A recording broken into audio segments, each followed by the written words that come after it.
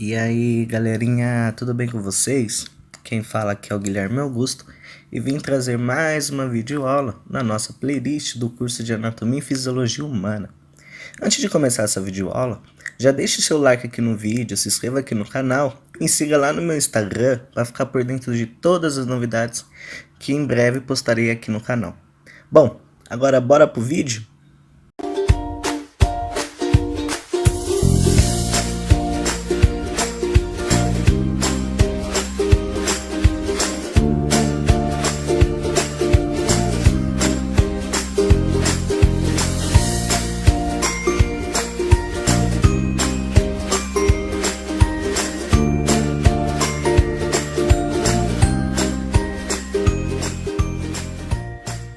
Começamos nossa videoaula de hoje e vamos falar de membrana plasmática, que é a estrutura mais externa das nossas células e que vai separar dois meios aquosos, intracelular e extracelular.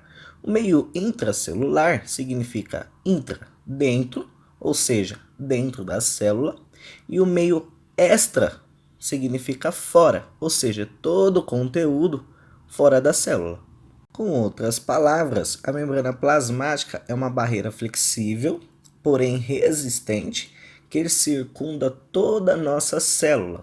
E como ela é uma estrutura molecular, que ela vai circundar toda a nossa célula formando uma barreira, ela vai ter uma função super importante, o qual seria selecionar tudo que vai entrar e sair da nossa célula, que em livros vai estar escrito como permeabilidade seletiva. E pelo fato dela ser uma estrutura que ela está no meio mais externo da nossa célula e tendo a função de selecionar tudo que entra e que sai da nossa célula, ela vai ter um papel super importante, que é dar proteção à nossa célula. Mas para entendermos melhor todas essas funções da membrana, precisamos aprender como que é a estrutura molecular dela, que é formada por três estruturas: fosfolipídio, colesterol e glicolipídio. Agora vamos bem devagar para que todos entendam como que é a estrutura fundamental da membrana plasmática, ok? Prestem atenção nesse carinha aí, ó. Ele é uma molécula e o nome dele é fosfolipídio. Eita, Guilherme, que nome é esse? Pois é, gente, repare que ele é dividido em duas partes, em uma cabeça e uma longa cauda. E recebe esse nome porque a cabeça dele é basicamente formada por fosfato e a cauda, essa longa cauda dele, é formada por ácidos graxos, que é basicamente gordura, ou seja, lipídio. Por isso o nome fosfo de fosfato, lipídio de gordura. Até aqui tudo bem? Então agora conhecemos a molécula fosfolipídio e sabemos que ela é formada por fosfato e ácidos graxos. E observamos que a cabeça do fosfolipídio é polar, ou seja, ela é íntima da água. A água, gente, ela é polar, que recebe o nome de hidrofílica. Hidro significa água e fílica, amiga, ou seja, amiga da água. E a cauda apolar, ou seja, o prefixo a antes de polar, né, significa não, portanto não polar, ou seja, que não tem nenhuma intimidade com a água, e vai receber o nome de hidrofóbica. Hidro, água, e fóbica de fobia, fobia da água. Ou seja, a cabeça ela é hidrofílica, ela é amiga da água, é uma região polar, e a cauda ela é hidrofóbica, apolar, tem fobia de água, ela é inimiga da água.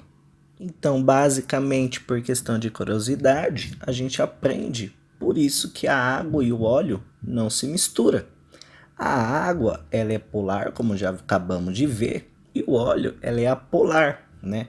Como quando colocamos a água e o óleo dentro de um copo, vira uma substância. Só que elas não se misturam por causa que tem duas polaridades diferentes. É igual nesse caso, a gente conheceu o fosfolipídio E ele é que nem a água e o óleo. Eles têm duas substâncias, né? Porém, com duas polaridades diferentes. Então, é uma substância, né? Uma molécula, porém, essas moléculas não se misturam. E quando encontramos uma substância ou uma molécula com duas polaridades diferentes, como nesse caso do fosfolipídio, onde nós temos uma parte hidrofóbica e a outra parte hidrofílica, nós na biologia falamos que é uma substância, uma molécula anfipática. Olhem, gente, se vocês entenderam até aqui todos esses conceitos que acabamos de ver, vocês aprenderam 70% da estrutura da membrana. Olhem só. Porém, a membrana plasmática ela é formada por uma bicamada lipídica. Repare na imagem. Aí temos duas camadas de fosfolipídio. E por que eles estão assim, Guilherme? Porque como já aprendemos que a água e o óleo não se misturam, então a cabeça, que é uma região polar, é uma região hidrofílica, está voltada para o meio aquoso, né? O meio extracelular e o meio intracelular, né? E tem outra região, que é a região apolar, que seria a cauda do fosfolipídio, que é uma região hidrofóbica, que é uma região, né, gordurosa, longa, de ácido graxos. Bom, agora, além dos fosfolipídios, compondo 70% da membrana plasmática, encontramos também moléculas de colesterol, que compõem cerca de 20% na membrana, ok? A molécula de colesterol, ela também são levemente anfipáticas, ou seja, ela tem uma região polar e apolar, tá? Reparem na imagem. Olhem que a cabeça do colesterol está voltada para o meio aquoso e faz ligação com a cabeça polar do fosfolipídio. E a cauda do colesterol, que é apolar, elas se encaixam entre as caudas apolares do fosfolipídio. Então, com isso também, a molécula de colesterol também ela é levemente anfipática. E Guilherme, qual é basicamente a função do colesterol na membrana? Então, gente, a função do colesterol na membrana é basicamente regular a fluidez da membrana. O que seria fluidez? São os movimentos que a membrana faz, que os fosfolipídios, as moléculas fazem. Reparem no vídeo. E também, gente, temos os glicolipídios, que basicamente são carboidratos ligados aos lipídios da membrana, ok? Esses glicolipídios, gente, eles sempre aparecem apenas na camada da membrana voltada para o líquido extracelular, tá? E esses glicolipídios, gente, eles estão basicamente relacionados à proteção da célula. Tudo ok?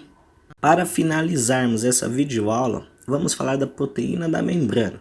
Pois lembra, gente, que aprendemos que a membrana ela tem uma função essencial, que é selecionar tudo que entra e sai da nossa célula, ou seja, permeabilidade seletiva.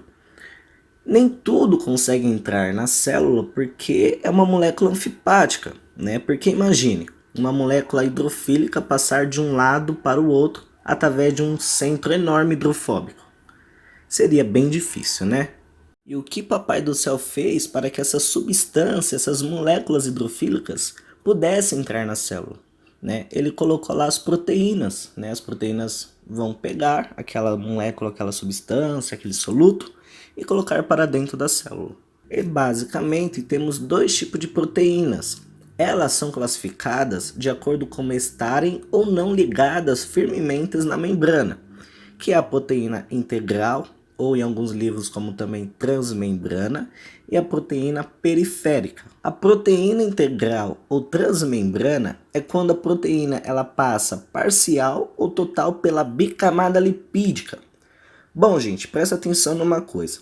Em alguns livros, os autores vão considerar a proteína integral somente aquela que passa parcialmente pela bicamada lipídica. E transmembrana, a proteína que passa total pela bicamada lipídica, tá? Mas também vocês vão encontrar alguns autores falando e considerando proteínas integrais somente para todas aquelas que passam parcial e integral pela bicamada lipídica. E as proteínas periféricas, como o próprio nome já diz, né? São as proteínas que ficam nas periferias das células. São aquelas proteínas né, que elas ficam ligadas com a cabeça dos fosfolipídios, né, elas não se inserem dentro da bicamada lipídica, né, e ela pode ser encontrada tanto na superfície externa da célula quanto na superfície interna da célula.